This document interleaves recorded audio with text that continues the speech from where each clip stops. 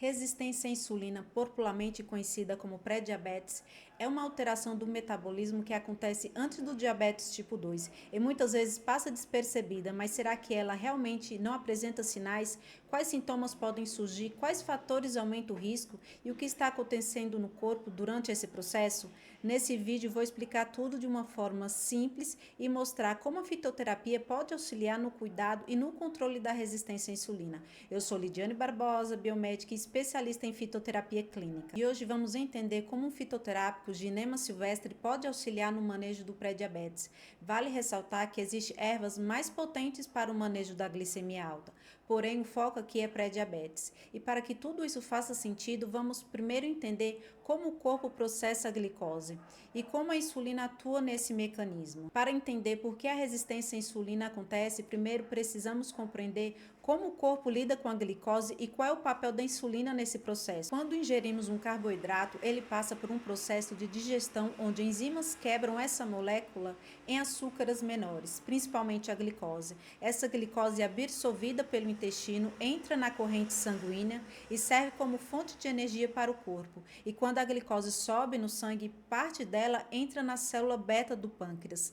que funciona como sensores. Essa entrada de glicose gera um sinal interno que faz com que essa célula libere insulina na corrente sanguínea. A insulina então circula pelo corpo, passando primeiro pelo fígado, onde cerca da metade dela é utilizada ou metabolizada antes de seguir para o músculo e tecido adiposo, ajudando a glicose a entrar nas células e virar energia. Quando a insulina chega às células do músculo e da gordura, ela não coloca a glicose para dentro sozinha. Primeiro ela se liga a um receptor na superfície da célula. Esse receptor funciona como um botão de ativação. Ao ser acionada, ele inicia uma sequência de sinais dentro da célula, como uma reação em cadeia. Essa cascata dá sinais e faz com que estruturas internas da célula se movimentem e leve uma proteína chamada GLUT4 até a membrana da célula. O GLUT4 é o verdadeiro portão por onde a glicose entra na célula. Na resistência à insulina, o problema muitas vezes não está na insulina em si, mas nessa comunicação interna. A insulina até se liga ao receptor, mas a cascata de sinais fica enfraquecida ou interrompida. Com isso, menos GLUT4 chega à membrana, menos glicose entra na célula e mais glicose permanece circulando no sangue. O corpo interpreta isso como falta de insulina e responde produzindo ainda mais. Esse excesso mantém o sistema sobrecarregado e aumentando a inflamação e aprofundando a resistência. Quando esse mecanismo falha repetidamente, o organismo entra em um estado crônico de compensação, que pode durar anos antes do diagnóstico. Estudos mostram que o diabetes tipo 2 não surge de uma hora para outra. Na maioria dos casos, existe um intervalo de 3 a 6 anos entre o início do problema no organismo e o diagnóstico oficial. Isso acontece porque no começo o corpo ainda consegue compensar as alterações e muitas pessoas não apresentam sintomas claros. E é justamente nesse período silencioso que entra o pré-diabetes, uma fase de alerta importante. O pré-diabetes indica que o metabolismo da glicose já não está funcionando como deveria. Os dados mostram que, ao longo de 3 a 5 anos, cerca de 25% das pessoas com pré-diabetes evolui para o diabetes tipo 2, enquanto aproximadamente 50% permanece nessa condição. Por outro lado, 25% consegue reverter o quadro e voltar a níveis normais, principalmente quando adotam mudança de estilo de vida. Pessoas mais velhas e com excesso de peso ou com outros fatores de risco tendem a evoluir mais facilmente para o diabetes tipo 2. Por isso, identificar o pré-diabetes cedo é fundamental. Quanto mais cedo o cuidado começa, maiores são as chances de interromper a progressão da doença. E vale lembrar que, ao fazer a medição sanguínea da glicemia, os valores considerados normais são os seguintes: a glicemia em jejum deve ficar entre 70 e 99, e quando esse valor está entre 100 e 125, já é um sinal de pré-diabetes, e valores acima de 126 indicam diabetes. Para confirmar o diagnóstico, não basta apenas um exame isolado. O médico não fecha diagnóstico diagnóstico só com um exame. Ele vai pedir outros testes para confirmar. Normalmente, o primeiro é repetir a glicemia em jejum em outro dia para ver se os resultados se mantêm. Também pode ser solicitado um exame de hemoglobina glicada que mostra como esteve o controle do açúcar no sangue nos últimos 2 a 3 meses. Em alguns casos, o médico pode pedir teste de tolerância à glicose, que consiste em uma coleta de sangue em jejum. Em seguida, o paciente ingere uma solução açucarada contendo 75 gramas de glicose. Novas coletas de sangue são feitas conforme a indicação médica, geralmente 2 horas após a ingestão, podendo se estender por até 4 horas, com 2 a 3 coletas se necessário. Com esses exames juntos, o médico consegue confirmar se é pré-diabetes, diabetes ou se foi apenas uma alteração pontual. A partir desse ponto, é importante falar sobre sinais que podem aparecer nesse período silencioso. Embora muitas pessoas não sintam nada no início, o corpo costuma dar alguns alertas, como cansaço excessivo, principalmente após refeições, dificuldade para emagrecer, mesmo com dieta, aumento da fome, especialmente por doces, sonolência após alimentação, escurecimento da pele em regiões como pescoço e axila, aumento da circunferência abdominal. E o problema é que alguns desses sinais costumam ser interpretados como algo normal da rotina, do estresse ou da idade e acabam sendo ignorados, e por isso que o pré-diabetes passa despercebido em tantas pessoas, mas o impacto não se limita apenas ao peso. Estudos mostram que ela também pode afetar o funcionamento do cérebro. Em um estudo publicado, demonstrou que adultos cognitivamente normais, mas com pré-diabetes ou diabetes tipo 2 em estágio inicial, já apresentavam redução no metabolismo da glicose em regiões cerebrais, semelhante às observada precocemente na doença de Alzheimer. Ou seja, mesmo antes de qualquer diagnóstico de demência, a resistência à insulina já estava associada a uma menor utilização da glicose pelo cérebro. Isso ajuda a explicar sintomas relatados por muitos pacientes, como dificuldade de concentração, lapsos de memória e a chamada névoa mental. Essas pessoas ainda não eram consideradas cognitivamente normais, mas o cérebro já estava funcionando de uma forma menos eficiente do ponto de vista metabólico. Isso reforça a ideia de que a resistência à insulina é uma condição sistêmica que afeta não só o metabolismo periférico, mas também tecidos altamente dependentes da glicose, como o cérebro. E o que faz a pessoa iniciar esse processo de intolerância? Diversos fatores estão envolvidos, como alimentação rica em carboidratos refinados, consumo frequente de açúcar, sedentarismo, excesso de gordura, inflamação crônica, alterações hormonais, estresse constante. Todos esses fatores contribuem para um ambiente desfavorável no qual as células passam a responder cada vez menos à insulina.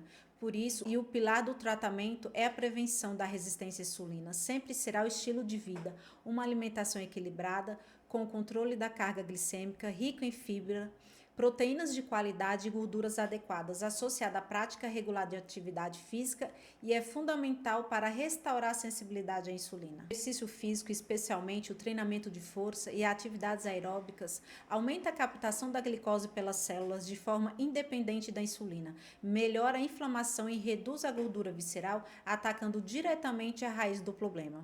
E é exatamente nesse cenário que estratégias complementares como a fitoterapia pode atuar como aliadas importantes. Quando bem indicadas, as plantas medicinais podem ajudar a modular a resposta glicêmica, reduzir a inflamação e apoiar o metabolismo, potencializando os efeitos da alimentação e da atividade física. A fitoterapia não substitui hábitos saudáveis, mas pode ser uma ferramenta valiosa dentro de um plano de cuidado bem estruturado, individualizado e baseado em evidências. Dentro da fitoterapia clínica, a ginema silvestre destaca-se como uma erva de grande relevância no manejo adjuvante da resistência à insulina, em razão de seus efeitos metabólicos e modulares do equilíbrio glicêmico. A ginema silvestre é uma trepadeira nativa de regiões tropicais e subtropicais. Ela se desenvolve especialmente na região central e no sul da Índia, mas também está presente no sul da China, na África tropical, na Malásia e no Sri Lanka.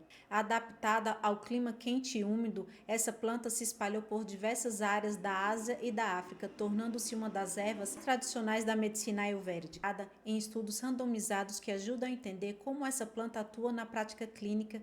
Em um estudo clínico controlado por placebo, os participantes foram divididos aleatoriamente em dois grupos, onde 14 pessoas utilizaram um fitoterápico de Ginema silvestre e 13 pessoas utilizaram um placebo.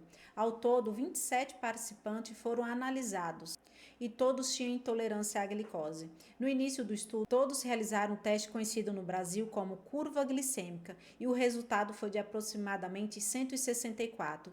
E após 3 meses de intervenção, os participantes que utilizaram o fitoterápico ou placebo por 12 semanas. E após este período, o mesmo exame foi repetido. No grupo que usou o fitoterápico, a média da glicemia de 2 horas caiu em cerca de 140.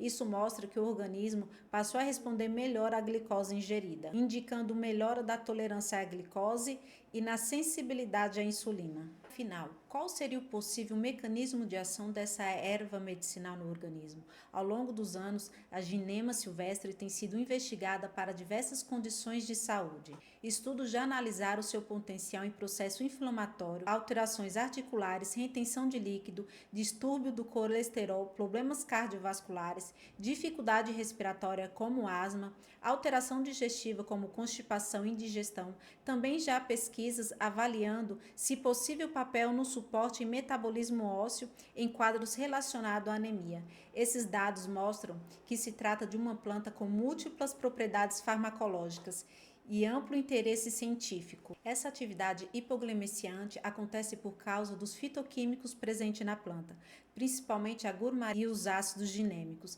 Esses compostos são os responsáveis pelo efeito metabólico da ginema. E essa combinação de substâncias que explica por que desta erva tem sido estudada como uma aliada no manejo à resistência à insulina. Dentro da Ginema silvestre existem vários compostos ativos, mas os principais responsáveis pelo efeito metabólico são os chamados ácidos ginêmicos. Eles atuam em diferentes etapas do metabolismo da glicose. Primeiro, no intestino, esses compostos conseguem se ligar a estruturas responsáveis pela absorção da glicose proveniente dos carboidratos da alimentação. Ao ocupar esse espaço, dificultam que parte da glicose seja absorvida.